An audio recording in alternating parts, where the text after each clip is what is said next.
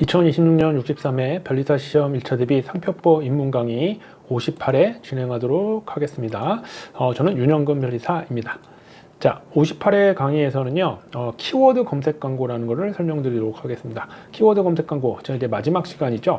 우리가 키워드라는 거는 이제 우리 네이버라든지 다음에 키워드를 넣었을 때 검색하는 키워드를 가지고 하는 광고를 사용할 때 이 상표법상의 문제가 어떻게 되느냐? 그거 유명한 판례가 있습니다. 아직 2차 시험에 나오지 않아서 언젠가는 꼭 나올 수밖에 없는 중요한 내용이라서 마지막 시간 설명드리도록 하겠습니다.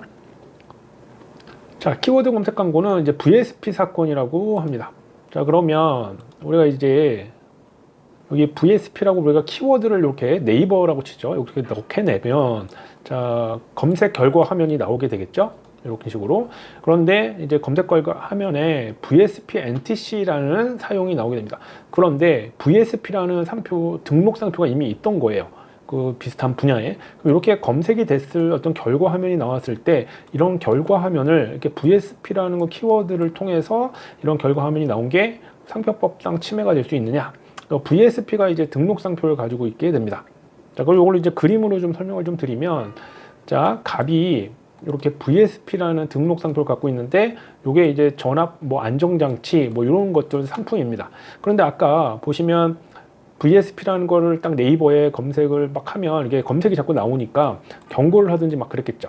그렇죠? 그리고 이제 이게 링크가 있었을 텐데 그 링크를 누르면 이런 식으로 어떤 별도의 홈페이지가 갖고 있어서 그쪽으로 이동을 하게 됩니다.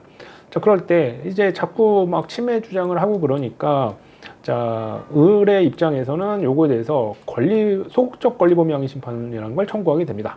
소극적 권리범위항의 심판은 상표권에 대해서 나의 사용이 아니면 어떤 특정한 상표가 권리범위에 속하지 않는다라는 것을 확인하는 심판인데, 자, 이게 이제 크게 문제되는 게 권리범위항의 심판의 판단 대상 세 가지가 뭐였는지 기억나십니까? 첫 번째, 상표적 사용이어야 됩니다. 그러니까 이 판례에서는 문제된 게 이 상표적 사용이에요. 키워드 검색 광고가 상표적 사용일 수 있겠느냐.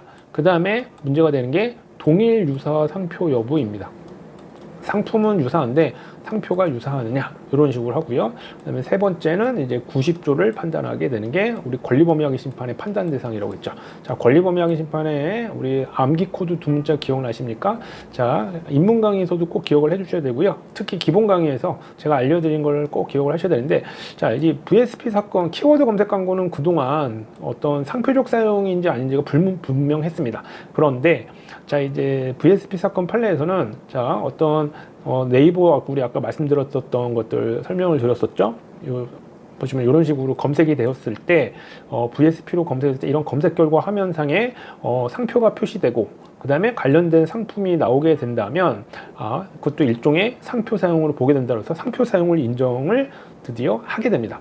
그래서 상표 사용이 인정이 되는 아주 중요한 판례입니다. 그런데 아주 특이한 게 좀 있습니다. 어떤 거냐면 이게 이제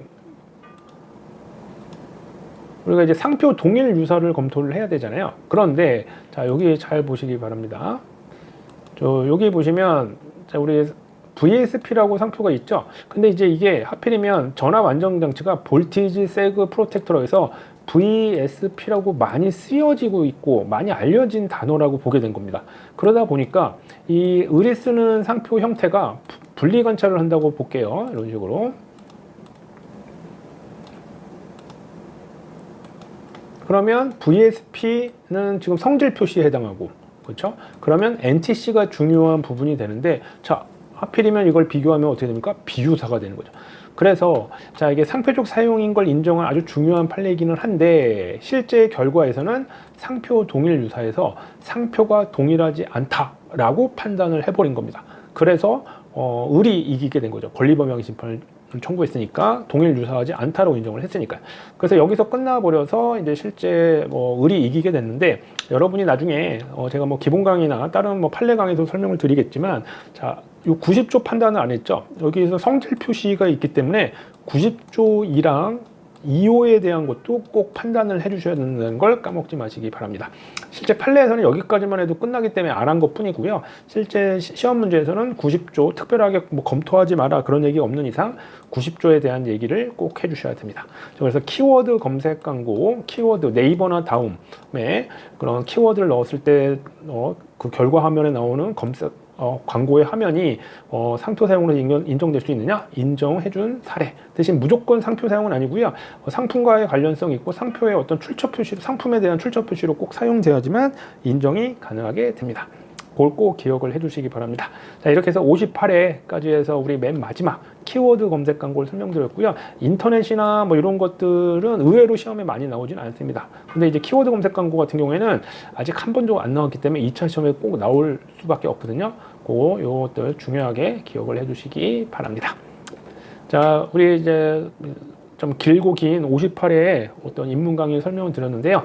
58회를 마칠 수 있어서 저도 되게 뿌듯하고 또 여러분이 이거 끝까지 들어주셨다면 여러분들 끝까지 들으신 분들은 그동안에 계속 말씀드렸던 공부 명언에서도 말씀드렸지만 여러분들 좋은 결과가 있을 겁니다. 자, 여러분들 목표가 분명하고 목표가 확실하다면 흔들려도 무너지지 않을 거고 또 여러분 흔들리지 않게 끝까지 최선을 다하시기 바랍니다. 저는 윤영근 변리사였고요. 2026년 63회 상표법 입문 강의 58회 드디어 마감하도록 하겠습니다. 1회부터 58회까지 끝까지 들으신 분 계실지는 잘 모르겠지만 입문 강의 8분에서 10분 정도 되는 시간 짧게 또 빠르게 들을 수도 있기 때문에 반복해서 한 2번만 듣고 기본 강의를 들으신다면 정말 큰 효과가 있을 겁니다.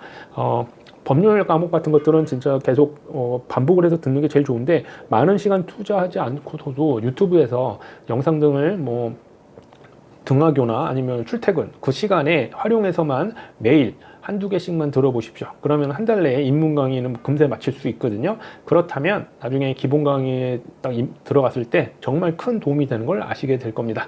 또 저는 이제 또 다른 또 법률 강의라든지 그런 걸로 찾아뵐 거고요. 법 전문 강의 뭐 이런 것들도 준비하고 있으니까 유튜브로도 또 찾아뵙고 또 다른 학원 강의에서도 또 기본 강의라든지 중국 강의, 판례 강의 그런 걸로 또 찾아뵙도록 하겠습니다. 끝까지 들어주셔서 감사드리고요. 여러분들 목표를 정하셨다면 끝까지 최선을 다하시기 바랍니다. 감사합니다.